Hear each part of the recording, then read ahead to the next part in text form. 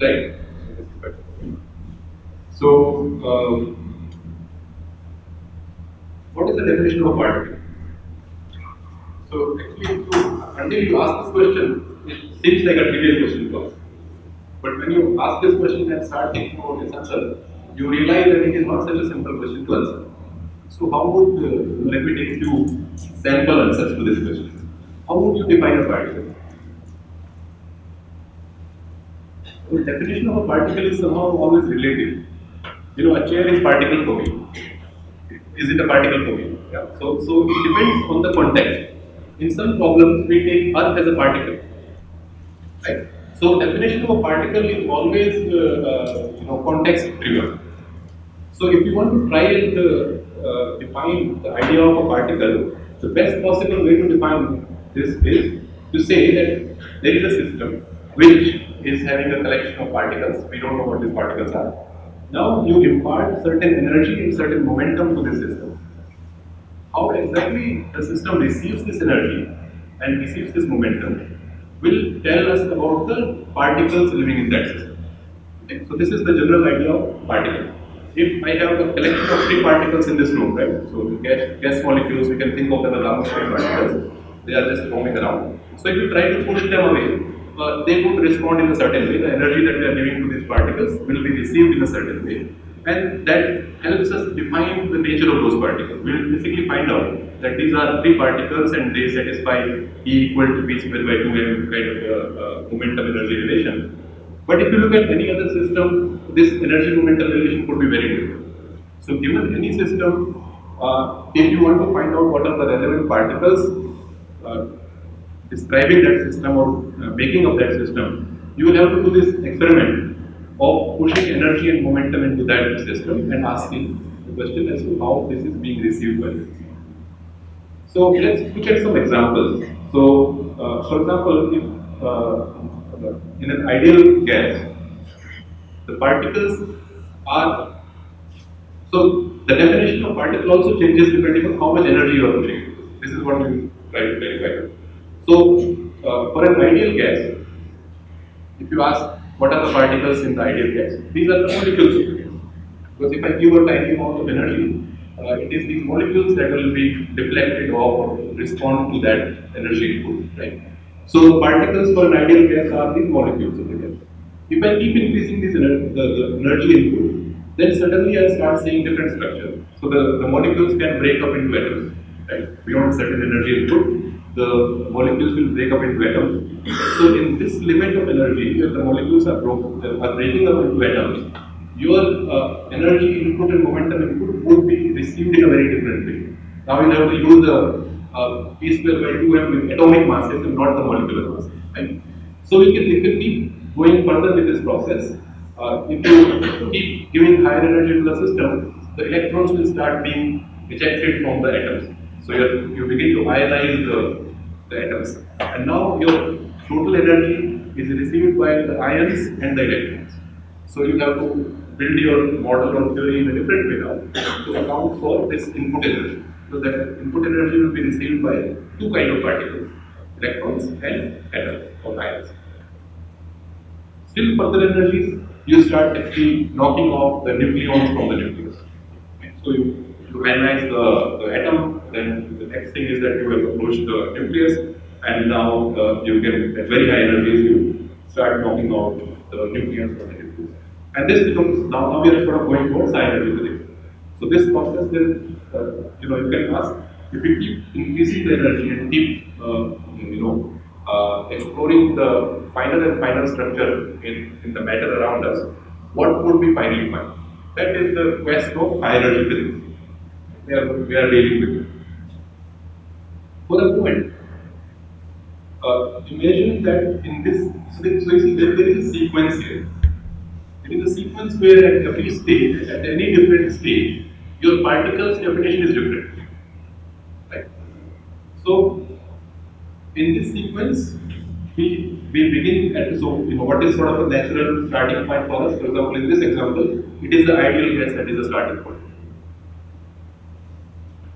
For a moment, imagine that the starting point was somewhere else in this sequence. So, so these are the examples where you can see that the ingredients of the system are something very tiny, but in some context, the effective particle can look like something else. Right? And there is an interesting model that one can use to describe such collective behavior, known as Witzek model. And this is how this model behaves. So essentially, this model is about you describe the motion of particles in such a way that each particle's velocity direction is the average velocity direction of the neighborhood. If you apply this idea, it starts with some initial randomly moving collection of particles. As you increase the density, you start seeing that there is a collective motion that appears. So in this collective motion now, you can ask for yourself, can I call this entire thing as one particle? Because they have come together and they are actually responding exactly the same way to the external perturbations.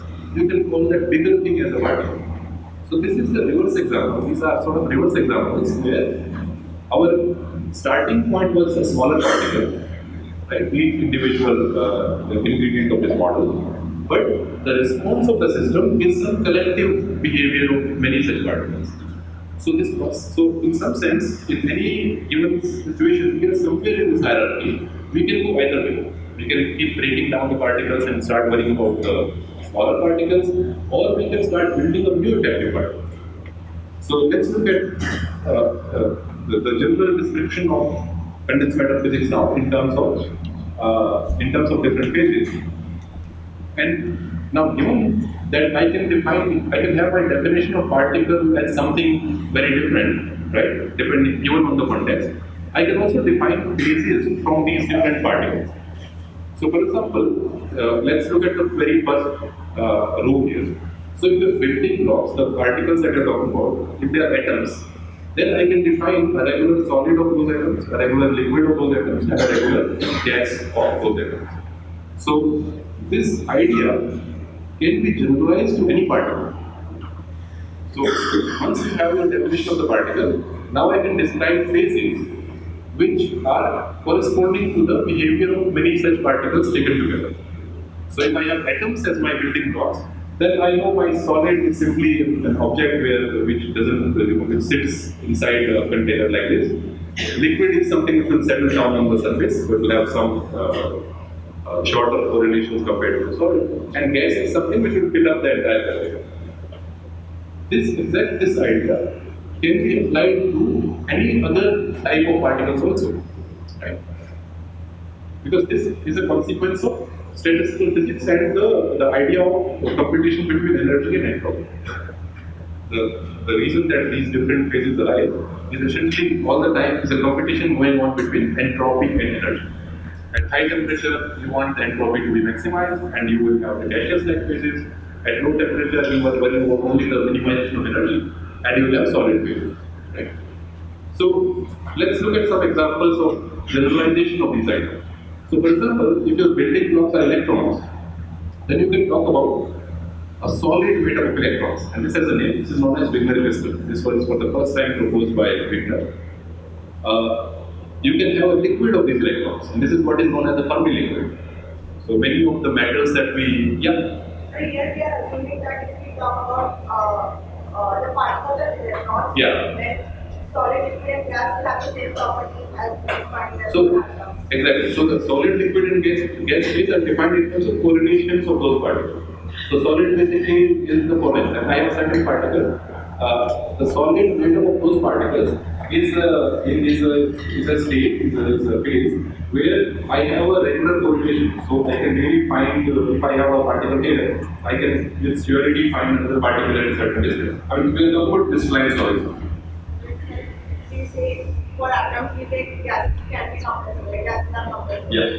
So if you assume particles and electrons, Right. then You can define all the corresponding quantities for the electrons as particles. So you're basically just generalizing your definitions and bringing in very more kind of descriptions into the same in the same definition. So this is the example with electrons taken as particles. You can take phonons as particles. Now what are phonons? In fact, I will probably describe it in the next slide for those who don't know. This is just a summary slide example. So phonons are collective excitations of atoms. So if I have a solid and I disturb that solid by some means, individual atoms don't vibrate because individual atoms are not sitting isolated. Right? They are connected to each other with captive spring-like objects. So individual atoms will not vibrate. Instead, there will be a collective oscillation of atoms. And these collective oscillations are known as the new collective particles in the body, which are phonons. So if you take phonons as your building blocks, then you can actually have solid phases of those phonons. These are phone crystals. Liquid of phonons, but this state is not on. So in this table, you can actually keep filling up this table as you come up with some new particle in some situation. You can immediately ask what is the solid phase of this kind of collection of particles, what is the corresponding liquid phase, and what is the corresponding gas phase. It may happen that some of those phases do not exist in nature, which means that maybe some specific extreme conditions are required to stabilize those phases. But in principle, those phases can exist. So the red ones are the ones where we do not really know whether they exist or not. Right. So phonons, you can have phonon in crystals, phonon liquid, phonon gas. Spins. So again, when your electrons are trapped in a certain rotation, suppose that result in insulators, where electrons are not moving, from one place to another, the electrons spin degree of freedom is still active. So electron has those two degrees of freedom. It has a charge and it has a spin. So in some situations, its charge character can be completely tracked or localized. So these are examples are insulators. So in insulators, if you apply electric field, electrons will not burst, so you will not find a current. Nevertheless, you apply magnetic field to the system, and you will find that there is a magnetization, which means the spin degree of freedom is responding. So it's a collection of electrons, and it still has two attributes to it. One attribute is the charge, and other attribute is the spin. In certain situations, you can actually completely suppress the charge attribute, and you are left with only the spin attribute. This is what we call spin systems. So you basically have only the spin degree of freedom in the electron as an active one. The charge degree of freedom is completely suppressed or blocked. So now any response, so any sort of energy supplied to that such a system would be taken up by spins, not by it will be taken up by the spin variable or spin degree of freedom of the electron and not by the charge. So if you look at such spin systems, you can have a ferroband ordered phases of the spin system. So you can have ferroband and semi-ferroband and some other varieties. In fact, in the second part, in some sense, I'll basically focus on this and discuss certain more interesting examples of the spin states, long-range order spin states. Then you can have a liquid of these spins. This is another phase which physicists are really looking for. There are some hints that this exists in certain materials, but there is no conclusive evidence. And paramagnets are found all the time. So you have real surrounded by paramagnets of various types. So similarly, you can take, for example, a Cooper pair, the objects that build up a superconductor. So in the superconductor, Cooper pair can become the effective particle in some situations. Or in general, bosons can be effective particles in some other situations. So in this case, you have the corresponding to the solid phase, you have a superconductor or superfluid, and then you have a Bose metal, which is again a phase that nobody has found yet, and somehow it is very easy to use. So you can get Bose gas and you can get superconductors, but nobody has observed Bose liquid. What exactly is a Cooper pair? Cooper pair is so when you try to describe superconductivity, it seems superconductivity is best described in terms of two electrons making a bound state. And typically in standard superconductors, it is an up electron and down electron, and they make a bound state. This collective object is a Cooper pair. And so electrons are fermions, but the Cooper pair becomes a boson. Those two spin halves, they kind of add and give you a spin field object in case of up and down. And you get, this is what is called a Cooper pair. So is it typically any two fundamental particles with opposite spins that form a supercomputer? In principle, the pairing can happen. Yeah. So if you have typically fermions, if you have fermions, and you have to have a hyperactive interaction between them. So this was the big puzzle in superconductivity that the electrons and charged particles they should repel each other. So where is this attractive interaction coming from? Now that's a story that requires another talk maybe. So in superconductors, somehow there are various indirect interactions between electrons which can generate an effective attraction. This is the story from another day. In the same case, the Wigner, For this, no, repulsive interactions can form a lattice structure. That is not a problem. See, Wigner crystal is different. There is no need for electrons to pair up and form a new bound state. It is just that the total charge density is frozen. See, imagine that suppose you think of a lattice model. Suppose I have n lattice sides and there are n electrons on this n lattice side. What is the minimum energy contribution that you can get? Electrons will try to stay as far away from each other as possible. So if I have n sides and exactly the same number n electrons, they would all want to occupy one side each. Now that's sort of a frozen state of electrons. So Wigner crystal is something like this. Okay, so let's see. So here I'm, as I use this idea of phono. So this phono really is a textbook example of an emergent particle example. So if you look at this, when we measure heat capacity of specific heat of solids at low temperatures, typically it is found that it obeys a T cube law. It varies as third power of temperature. And now you start worrying about how do I explain this e to the power 3 law. So the very first idea would be that you apply this Boltzmann idea that each particle here, each particle forming that solid, is like a particle of mass n connected with a spring to the neighbors. So you can think of these some n particles as n harmonic oscillators and try to compute the specific heat from that. I find an answer which is temperature independent specific heat, no TQ. Okay. Einstein actually modified this and he said, no, classical treatment at low temperature is not a good idea. Valid point. And instead, let's treat this harmonic oscillator as quantum mechanics. So once you go with the quantum mechanical treatment of the same harmonic oscillator, so independent harmonic oscillators, but treated quantum mechanically, they will give you slightly better results. So that there is a variation in temperature, but this variation is exponential. There is no power law there. So this was also not satisfactory.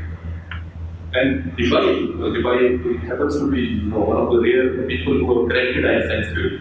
It's very rare to find people who correct Einstein's theory. Right? So Debye said, no, you're all completely wrong. How can you take these particles as independent oscillators? These particles are connected with each other. So if I try to disturb one particle, others will also get disturbed. So we should not think of these particles as the independent n particles. Instead, the normal mode oscillations of that system, think of a one-dimensional system. I have a chain where each particle is connected to the spring. If I kind of try to disturb one, all of them will be disturbed. So the correct variables which are receiving the energy from the external system are these collective modes. So the lowest mode is the one where this is what I will do here. This is n equal to 1 mode where all the particles will deviate in one side and they will sort of keep oscillating like this. The next mode, and I think some of you of course would have covered this in your classes, Then you have second mode which is like this, third mode, so on. So now Debye corrected Einstein formula by simply saying that no, you are using energy equal to E square by 2m for 3 particles, that is completely incorrect. We should use the dispersion relation that is coming from these normal modes. And once you use this dispersion relation, you find immediately the equilibrium. So Debye's theory immediately explained the experimental observation, which is solid proof that the effective particles in this situation are not the atoms that are building up the system. The effective particles are these collective modes. And if you go a little bit more mathematical, you can write down a classical field theory for this and then quantize it. So you get the corresponding quantum theory. And these quantized objects will have energy exactly h bar omega, where omega is the frequency of these nanoparticles. And that's your form. That's your quantum particle form. Okay, so it's one of the, this is the textbook example which some of you have already studied this in this semester with me, and others will study in your later years. Right. Now, another question is, electrons, when they are inside a solid, in particular periodic solid, why do they behave like free particles? Now, this is something that we know in the sense that when electrons are put in a completely periodic potential, it doesn't look like that they are facing any. So let's sort of go back a little bit on this. So suppose you consider a regular arrangement of ions. So I have a two-dimensional, three-dimensional system where ions or atoms are arranged in a regular pattern, and I have some electrons which are thought to be like free particles living in that system. If you make this picture classically, you would actually wonder that these electrons would not be able to go from left to right so easily because they are being blocked by. So think of these atoms as spheres which are sitting there in the space, and then electrons are another set of classical particles. And now I am trying to apply electric field and make these electrons run from left to right. Now you see that the simple picture would be that these electrons would be blocked by these atoms. They would not be able to move so freely. They will have a lot of collisions with atoms and so on. So you do not expect that you will get high conductivities in such systems. But it turns out when you look at a crystal and you make better and better crystal for a situation where there are some free electrons in the system, you find that conductivities are very good. And it seems that electrons are essentially behaving like free particles, as if they are not seeing the background periodic potential. So this is also an interesting puzzle, and the answer to this puzzle lies in what is known as Bloch's theorem. So electron in free space, what are the, so if you treat it quantum mechanically, what are the wave functions? These are plane wave solutions. The electrons would exist in this plane wave space. It turns out that if electrons are in the periodic potential, they also exist in plane wave like states. So there is a slight modification, but the general feature of plane waves is still is there in those electronic wave functions. So electronic wave functions in free space and electronic wave functions in periodic potential have a very close resemblance. And that is the reason, that's what explains why conductivity of electrons, when you think about it classically, it seems to be, it should be very low. Electrons should not be able to conduct so easily. But when you find, when you look at the actual experimental data, you find that this conductivity is very good. And this can only be explained when you remove Bloch's theorem, which states that the electrons in the periodic potential would essentially behave like free particles. Okay. So that's another interesting feature. In fact, in most of these systems, the dispersion relation for these electrons, when you sort of this requires so when you work out the dispersion relation, which is again energy versus momentum relation, right? So this turns out to be a cosine function, and you can expand this cosine function at small k. You find that this is actually k squared up to a constant, which is a quadratic dispersion. And that again justifies that electrons in such systems support a free particle-like behavior in some limited ways. Okay. So, however, there is an interesting dependence here on the type of lattice that you select, and this dependence has been used to come out to sort of propose certain very interesting materials in there. So, this is the story of graphene. So graphene, if you take completely, essentially the same model that you have electrons living on a honeycomb-like lattice. So these electrons can jump from the sides of honeycomb lattice in sort of both directions. When you try to work out the dispersion relation for such a lattice structure, you find that the dispersion actually is linear. At small p, the dispersion is this small. And this is the origin of Dirac fermions which have a linear dispersion, right? So graphene is a simple material and the normal electrons are living there. But when you look at the effective behavior of those electrons in that situation, they behave like Dirac curves. So this is also so you see the common theme of the talk here is that you are given the situation. So right now the situation, so we still have the same electrons. But now if you impart energy to this system and look at the energy momentum relation, you will find a linear relation. No free electrons will give you a linear relation of energy. Right? So these are Dirac curves. In fact, here this is very interesting. So do you know the story of how graphene was made? And it required only a pencil and a sticky tape. Right? So this is the material for Nobel Prize. And this guy actually is very innovative, Andrei Klein. So he is probably the only guy with both Nobel and Ig Nobel prizes. So anybody knows what he got the Ig Nobel for? Yeah. Levitating of Nobel Prize. So he keeps thinking of this kind of ideas. And then this has really, the discovery of graphene has led to, essentially a revolution in industry because you can make materials which are extremely light, high conducting, and soft, and so environment friendly in some sense. Okay. Other examples. So we are just covering various examples of situations. Of course, see each of these topics that we are covering in one style. You will have to go back and look at the details and maybe work out the mathematics and algebra. But here the point of this talk is just to motivate you to do that. And I am not able to do everything for you in this 1 hour. So here is another example of effective emergent particles, which is again a type of particles which we are really seeking very much. Majorana fermions. So Majorana fermion is a fermion which is its own antiparticle. Okay. Now, the most natural place to look for Majorana fermions is superconductor. Or one of the natural places to look for Majorana fermions is superconductor. And the reason for that is explained in these two equations. So, when you have, and of course, given that I have not really covered the theory of superconductivity, this slide is not self-contained. You will have to assume a few things and trust me on what I say. So, when you have a normal electronic material, and you, let's say we have a metal. Now in a metal, the low temperature state is such that certain allowed energy levels are filled by electrons and other energy levels are empty.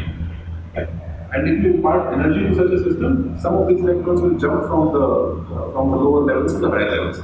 This is the nature of excitations in the system.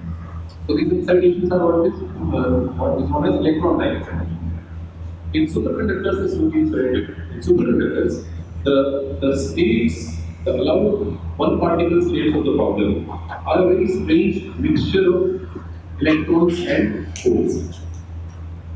Okay, so this is a statement that you have to assume to be there for now.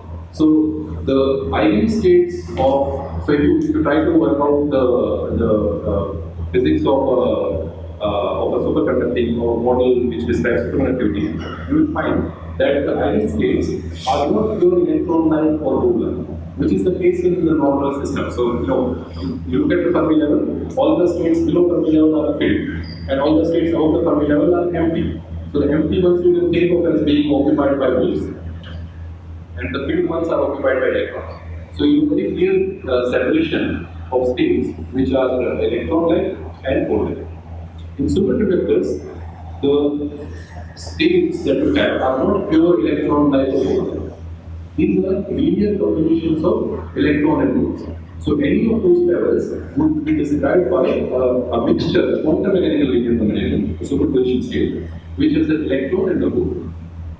In conventional superconductors, what would happen is that this electron will spin up and hole will spin down, will be forming a linear combination. And this is also related to the Cooper pair being spin up and spin down. So Cooper pair state, the bound state is also closely related to the fact that the single particle states have such a structure. So if you supply energy to a superconductor, what are the excitations? It's not the electron jumping on from a lower level to the upper level.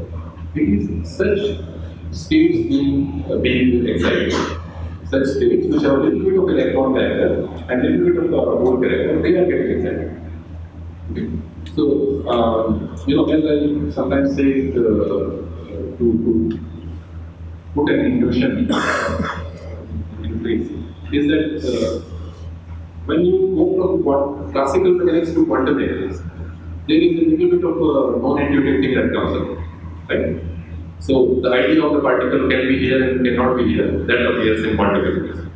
When you try to understand superconductivity, knowing quantum mechanics, there is another similar intuitive journey. So the idea of a state, which is a linear combination of something being there and not being there, is new. That is introduced when you describe superconductivity. Yeah. So what do you mean by hole having a spin? Well, so if you have right, so the hole having a spin would be if there is a net spin left in that state.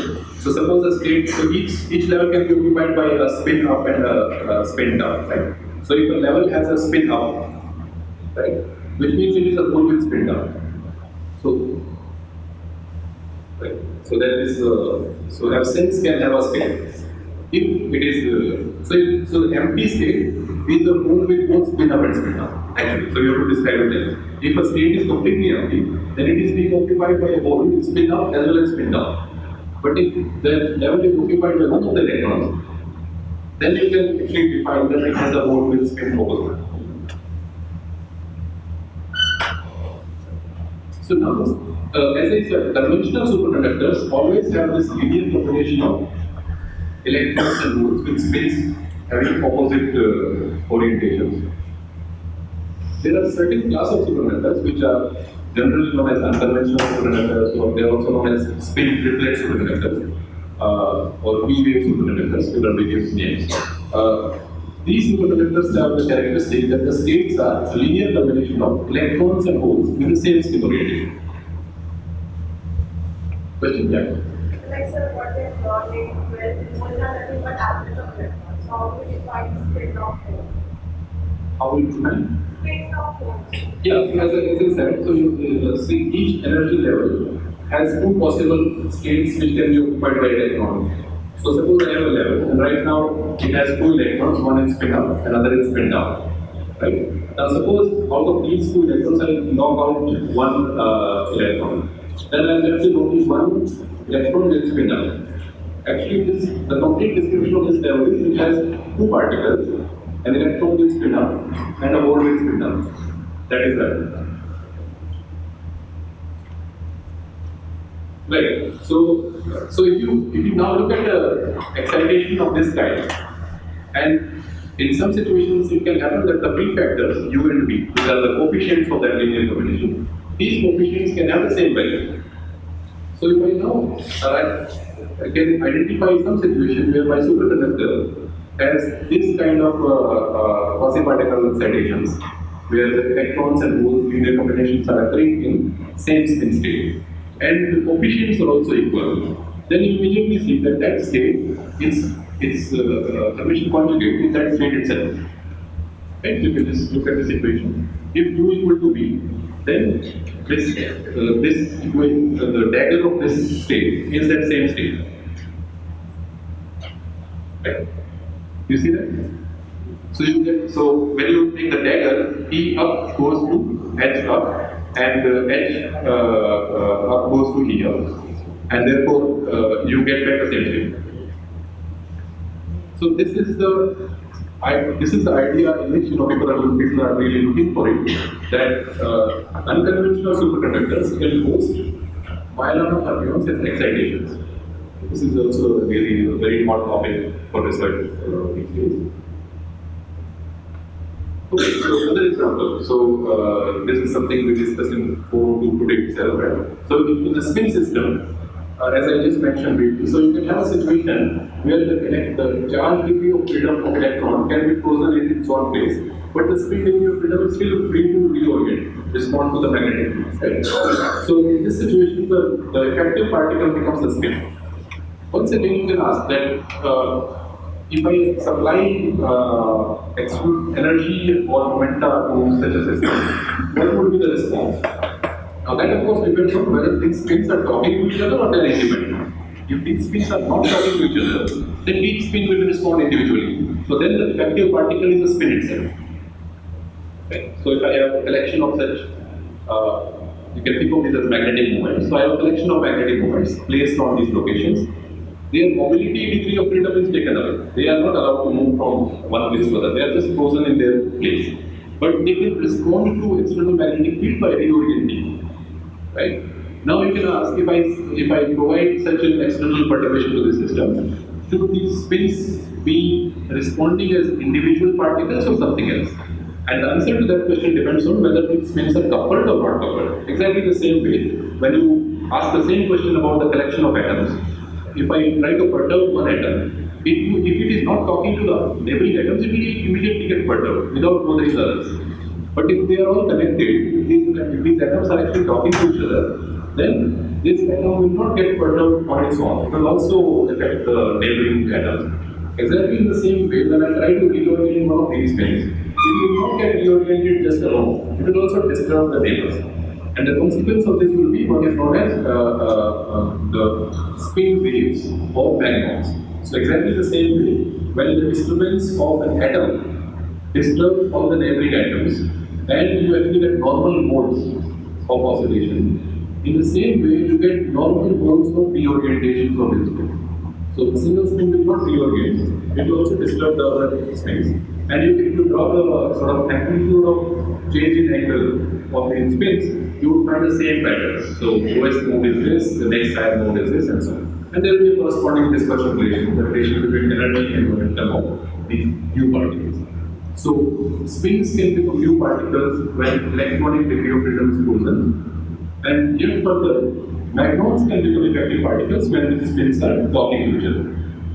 So you see, the idea of the effective particles is such a vast idea. You can invent so many things within this general idea. Now let's I'm slowly coming towards my work now. Okay. We have no restrictions, right? In terms of that's good. So now let me ask the following question. So if I have so now we'll just focus for the remaining of the talk. I'll be focusing only on the spin systems for a collection of magnetic moments which are just frozen in their own places, and we want to discuss something more about these systems. So one of the questions is, what are the possible ways of characterizing the states of these spin systems or the magnetic moments? So a broad classification can be made in terms of their orientation types. So for example, let me first go through this and to be clear what I'm trying to indicate here. There is one class of states which I call collinear states. In this state, so I have a collection of magnetic moments. All the magnetic moments would orient along this axis. So they can be all pointing up, which is a ferromagnet. They can be pointing up and down in alternate fashion, which is an anti-ferromagnet. And you can have various other configurations also. Given the Hamiltonian of the system, other configurations are also allowed. But all of them will have this unique directionality. They will be either up or down. Each spin will be either up or down. Right? With this is what we call collinear magnetic field. In some systems, you can also have non-collinear magnetic patterns. So, as is seen in this picture, that in the lowest energy state of the system, it may happen that the spins orient in a continuous fashion in a plane. So, they actually draw out a plane as you go from one spin to the other spin. Right? So, this is collinear. This is non-collinear, but still, all the spins will belong to one plane. So in some sense, the spin space, dimensionality of the spin space is increasing. The first case, this is a one-dimensional orientation. In the second case, it is a two-dimensional orientation. Then you can have the most general spin structures which are non-coplanar. So in the non-coplanar structure, all three components of the spin are actually sort of changing as you go from place to place of the system. So in this case, the color map is trying to indicate the Z component of spin, and the arrows which are not very clear, the arrows are orienting within the plane, something like this. So if you look at this state, all the components of the spin are changing. You cannot ignore any one of the components. So here I can just work with the z component of the spin. Here I can just work with the xy components of the spin. But in this kind of state, in this kind of set of states, you have to really necessarily work with all three components of the spin. So how do we encounter these states? Well, this is an interesting story, and one nice example of this. Rest of the time we'll now focus on this non-popular state.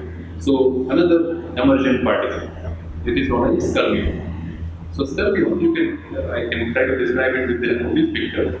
So imagine a ferromagnet. Okay, so imagine a ferromagnet, and in this ferromagnet, you have somehow created an excitation where the central spin is pointing down. So imagine that this system extends further and all the spins are out. So as you go outwards from the central point, so this red spins have already started pointing up, and all the other spins will also be up. So the central spin here at some r equal to 0 is pointing down. And then as you move out from that central spin, the spins start orienting upward. This orientation upward can happen in two different ways. Two sort of possible ways. One is that they orient out radially, and other is as they orient out, they also have a chirally. Right? So central spin is down. Suppose I move along this radius from this down spin, I'm going to get slowly this lifting up. And that's why arrangement of spins far away. Now this lifting up happens in the radial direction. That's the picture one. If I go this way, it will happen in the radial direction like this. The second, so these are known as Neal's curvatures. And the other picture is that the central spin is like this. If I go in this direction, I will start canting out like this. And if I go in that direction, the canting is going to change. So if you look at some of the picture, it will clarify it. So eventually you will end up in a ferromagnetic state, but the way in which the spins are canting from downward can be different. And this leads to the two kind of fermions known as Bloch's fermions and Neal's fermions. And it turns out that these textures have something topological about it. So you can define a quantity in the quantity known. You can define a quantity known as topological charge, which is this integral. Right? And you can also define a corresponding discretized version of the lattice, which can be computed explicitly. And this quantity apparently is really unique for this level. So these are Q equal to 1 times. So these fermions are described by a topological charge, which is an integer. And that's what makes them sort of like fundamental particles. You can associate a quantity with them, which is not arbitrary, but which is a specific unit. Okay. So, so this is sort of part of why they are interesting. It seems that you can use these fermions in industry, and they are in fact being thought of as sort of very useful building block for storage devices. There is an idea of having a raised track memory where you kind of run these fermions. So the fermions can also be moved with the help of some currents. And so you can, so this is all sort of technical, that you can make them run around on a racetrack, and you can read and write based on when the fermion crosses a certain head, it gives a signal there. So the main idea is that your typical, so this fermion will have a size which is, it can be as small as just 2 lattice size. So I can patch these fermions very, very densely in a given system. Okay. So in a typical magnetic memory device, you will have large ferromagnetic domains as the building block, and these domains are so you can actually fit many thousand or in fact much larger number of fermions within each such domain. So that will increase the memory density very much. So you can actually go even more smaller in terms of sizes. But that's anyway, that's sort of not fundamental, but more like applications of these guys. How are they? How do we detect them in experiments? I just wanted to flash one slide. And then, so there is something called spin polarized STM. So an STM is you take a tip close to your sample and apply some voltage bias, and current will start flowing between the sample and the tip. And you measure the I mentioned that you can maintain the distance from the surface constant. So your surface is very good, and I can have my STM tip at the same distance on the surface. And as I am now moving this STM tip on the surface, how should the current change? So if the system is completely uniform, the current should not change. The current would remain exactly the same no matter where I look, as long as the light potential difference is the same. It turns out if the system is magnetic and your tip is also magnetic, then the current will depend on the relative orientation of the magnetic moment on the sample, on the surface, and the magnetic moment of the tip. So the magnetic moment direction of the tip can somehow be controlled, and then you know that my magnetic moment of the tip is pointing in a certain direction. Now, calculating this dependence on the relative orientation, you can make a map of how the background spins are made. So you can make a map of, by looking at sort of fitting the data with the model, you can make a map of how exactly the spins are oriented in the sample. And this is an example image of that. So this is a map created by scanning tunneling microscopy with spin polarization tape. And you can see that you can obtain orientations, and in some cases the spins are pointing to Z direction, in some cases they are pointing X and Y direction. So essentially you can make a map of the magnetic orientations of a surface with the help of spin polarized ST. Okay, now, typically when considering orders, there are multiple ways, but I'll just discuss one example. So, one of the ways in which you can get non-collinear patterns as the minimum energy configuration is one where you have an additional interaction of this level. And of course, we are not just making of these interactions. So, what I have not told you is that there is some fundamental reason why this interaction comes up. And there is also some fundamental reason why this interaction comes up. So, this interaction, the first interaction that we discussed, is simply related to the repulsive interaction of electrons. It simply follows from that. Again, as I said, I won't be able to derive it for you today, but you can look it up. So this is what is known as exchange interaction, which is a consequence of quantum mechanics and polar interactions. The second interaction here, which is sitting in this second element version, is actually caused by spin orbit coupling. The spin orbit coupling is a relativistic phenomenon where an electron, which is moving, actually couples to its own spin. This is also very interesting phenomenon. So I mentioned that electron revolve. Yeah, question. The third one. So third one is known as ferri magnet, and this can arise in some situations. Of course, this electron will not describe it.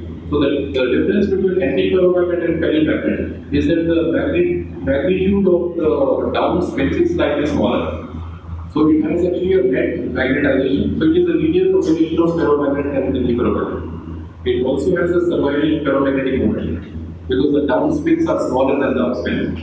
But it has an antiferromagnetic pattern of the spin. So of course this Hamiltonian does not describe it. This Hamiltonian can describe only these two spins. So so as I was mentioning that this second term here is caused by spin orbit coupling. A spin orbit coupling is a phenomenon where electron can couple to its own magnetic moment. And the very simple way to see this is that imagine an electron revolving around a positively charged nucleus. Think of the circular orbits. Now you go to the rest frame of the electron. In the rest frame of the electron, the nucleus is going around the electron.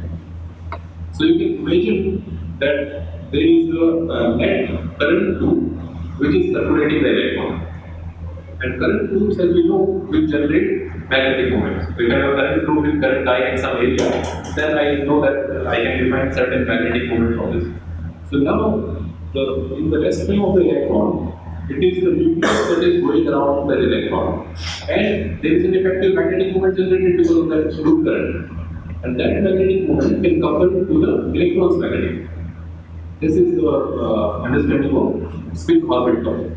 And when you discuss the spin orbit coupling in the context of solid materials with lattice structures and so on, it provides you with this kind of an interaction, which has a name. It is actually called Dzyaloshinskii-Boria interaction. So Russian and Japanese scientists, Dzyaloshinskii and Boria. I think they came up with this independently. So what I want to highlight from this is that imagine now I wanted to find the minimum. Yeah. Lattice models we usually have when sitting six lattices, right? Yeah. How can we have like a spin orbit coupling type? No, no. So you see the spin orbit coupling interaction has, so it's already present in the atomic picture. Right? So this is valid even for a single isolated atom. So the electron spin has coupled the orbital motion of the electron itself. So see, this spin is sitting here, that's some effective picture. But what is the more microscopic picture? This electron is still revolving around the nucleus. So the spin orbit coupling is actually active to each of the. Right? So yeah, so the question for you guys is, what configuration of these spins would give you the minimum energy if this is the end? So you can immediately see that if I think of cross product, this gives me a sine theta, and this gives me a cos theta. So I have two energy terms. One is trying to maximize or minimize cos theta, and another is trying to maximize or minimize whatever, depending on the sign, the value of sine theta. This cannot happen simultaneously. So in such situations, what happens is that the system finds a compromise configuration.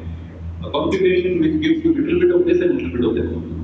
And you can explicitly write down this expression in terms of like j cos theta and d sin theta and some such thing. And you can minimize it by taking derivative with respect to theta. What you will find is that the best energy configuration is the one where the spins slowly tilt as you go from one side to the other. The amount by which they tilt depends on the ratio of d and g. That's also very clear. Right?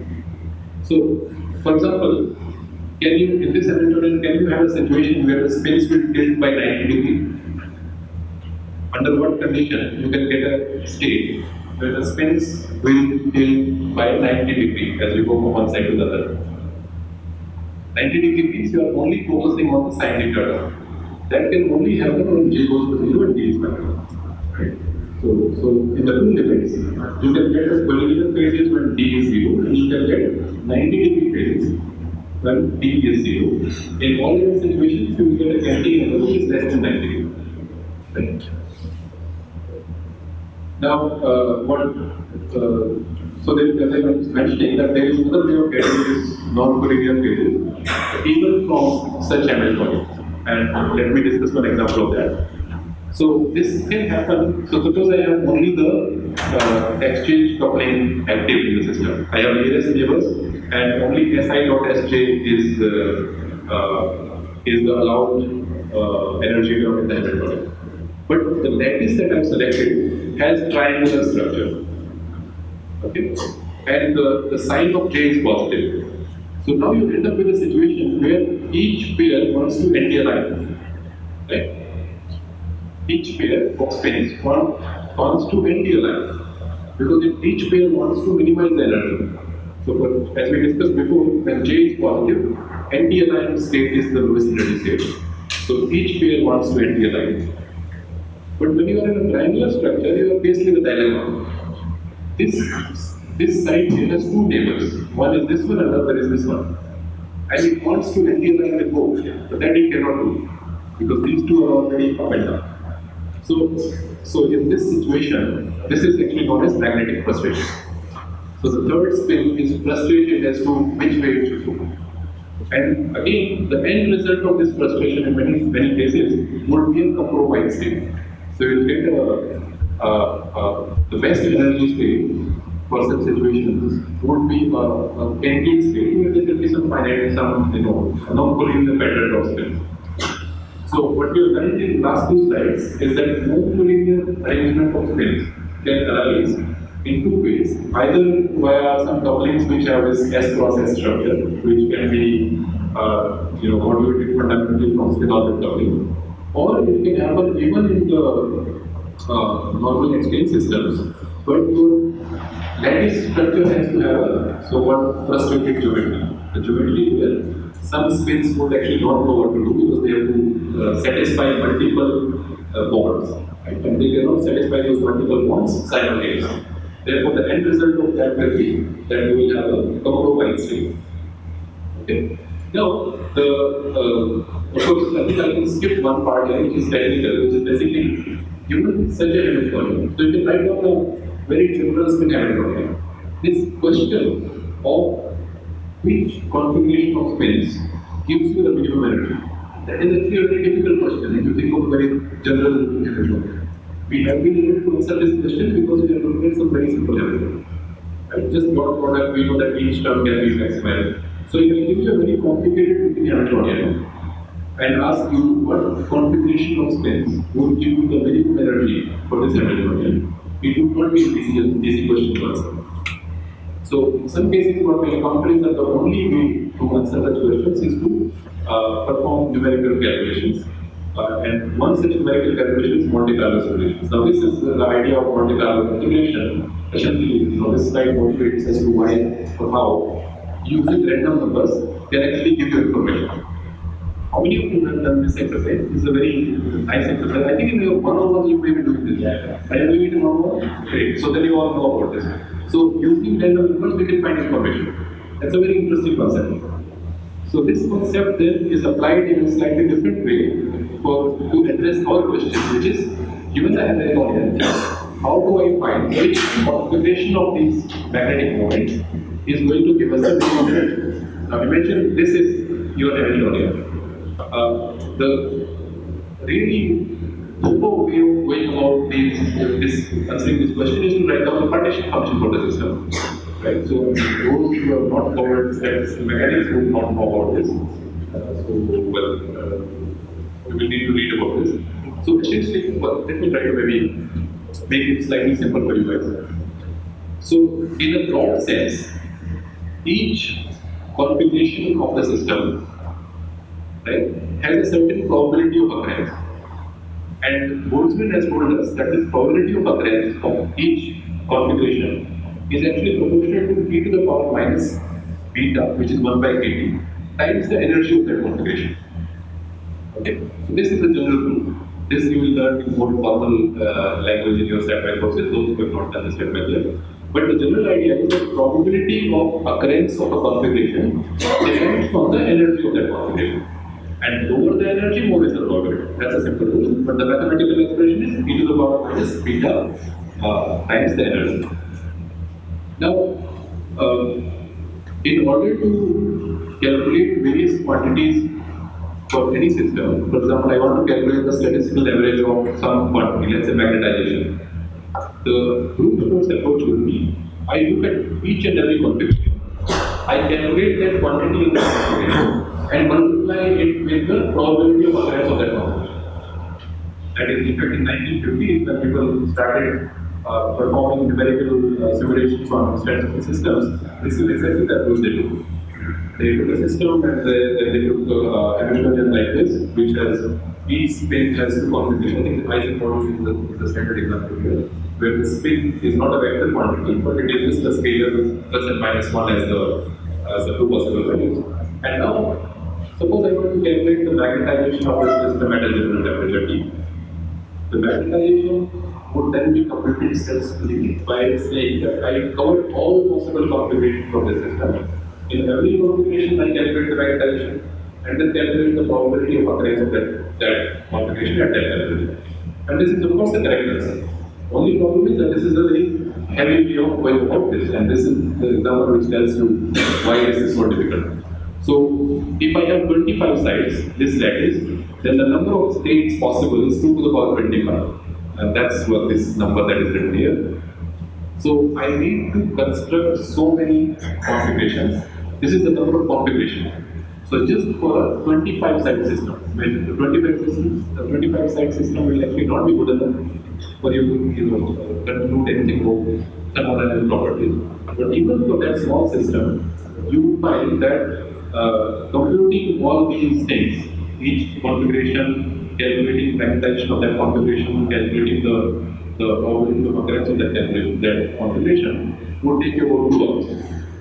If you change the number of spins to 36, that number increases a factor of 2048 times. Okay, so it just becomes an impossible problem to handle.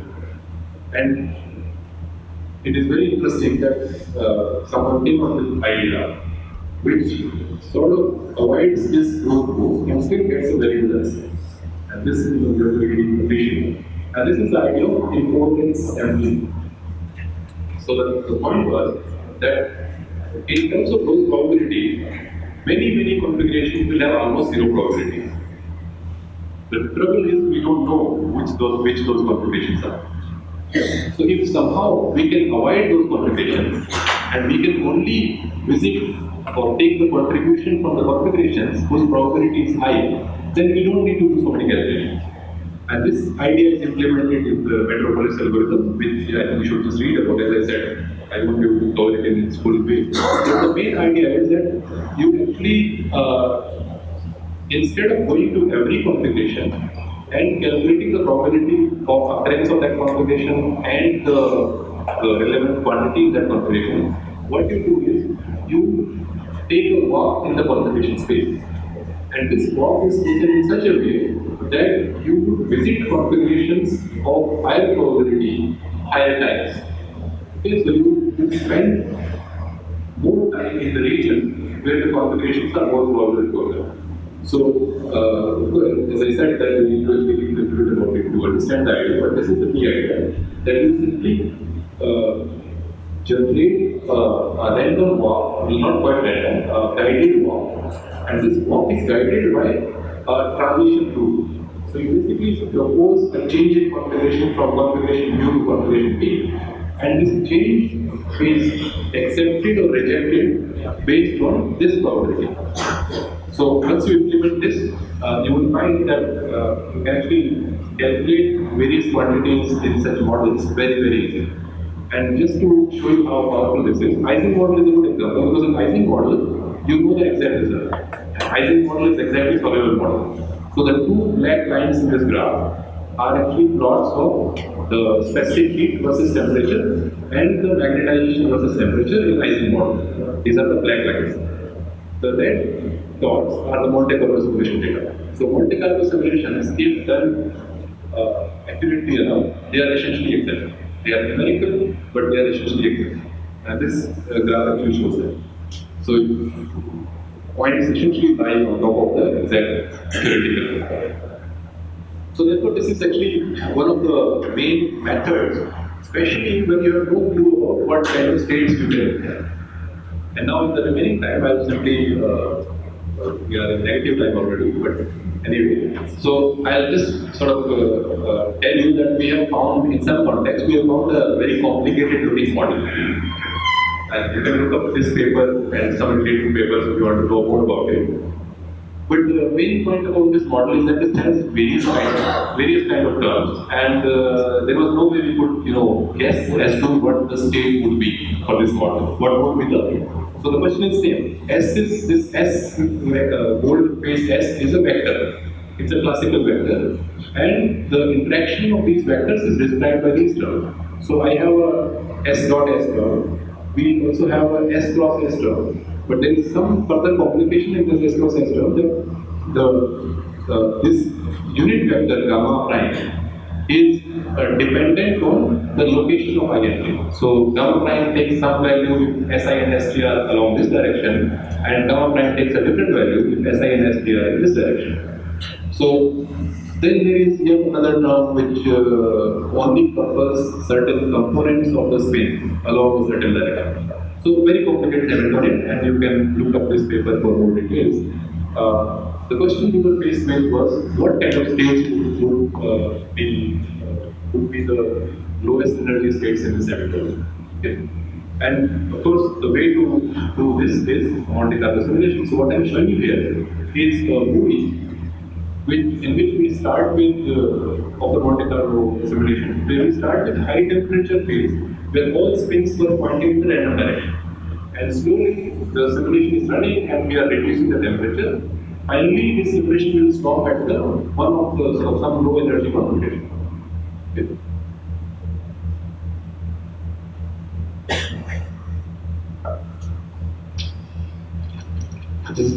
So you can see that as the temperature becomes lower, the dynamics becomes lower.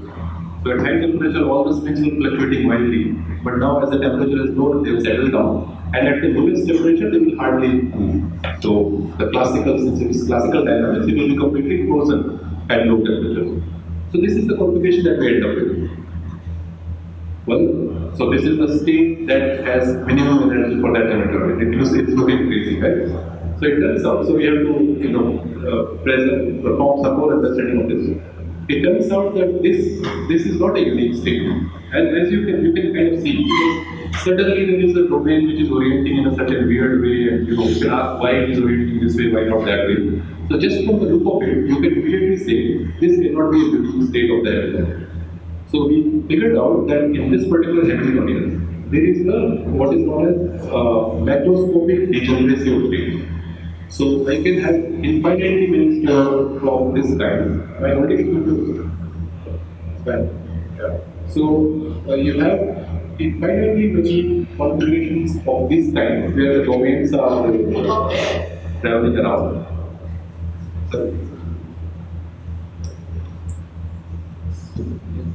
Okay. So now I'm just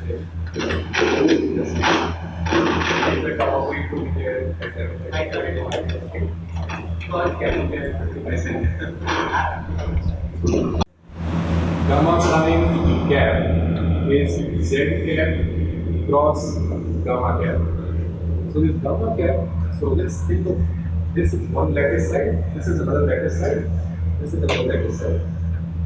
So gamma cap is the direction in which you are moving. So for this link, gamma cap is x cap, and for this link, gamma cap is y cap.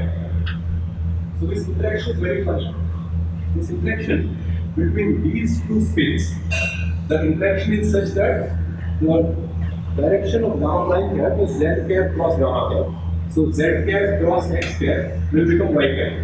So the interaction between this spin, let's call this S1 and S2. So S1 and S2 are coupled in such a way that you have y cap, z cross x gives you y cap times S cross, right? So gamma prime cap is y cap dot S1 vector cross S2 vector. And the interaction between S1 and S3 is minus x cap, because z cap cross y cap will give you minus x cap dot S1 vector dot across S3 vector. So just if you try to find the minimization of energy of this link and this link, what answer would you get? So if you try to find the best configuration around this link, then you will find that S1 and S2, their cross product should orient in the y direction. Right? You should give you some negative value in the y direction so that the dot with y can give you finite value. So S1 and S2 should lie in xz plane. Right? Because if they are in xz plane, this is along x cap and that is along z cap, then their cross product will be y cap. And you will get a finite product, and if you get your sign right, you will get a negative, maximum negative value. So S1 and S2 should lie in the xz plane. But this link tells you that S1 and S3 should lie in which plane? YZ plane. So in some sense, if this term was not there, suppose this term was not there, your Hamiltonian was only that these terms, then you will get the best energy state in which the spins are spiraling in xz plane. So let's try to draw the three-dimensional visual if you can. So if this is x and this is y and z, so in the spin space, spins will orient only in this plane, the xz plane. If instead this was the only interaction, then the spins would orient only in the yz plane.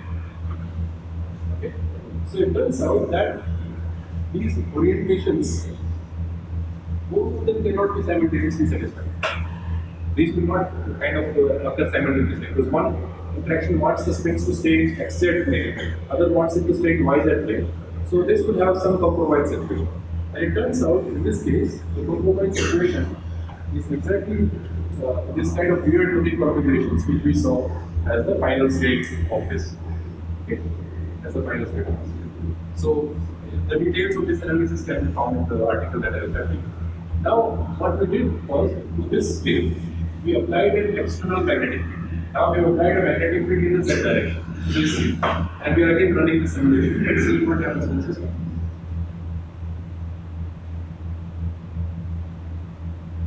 So you see that this filament started breaking and started giving you these objects. So in some range of magnetic fields, you actually found such magnetic objects. And if you compare them with what we have described about fermions, they are exactly fermions. You can calculate their active topological charge and so on. So eventually, of course, as you keep applying magnetic field, they will vanish and they will all become polarized. But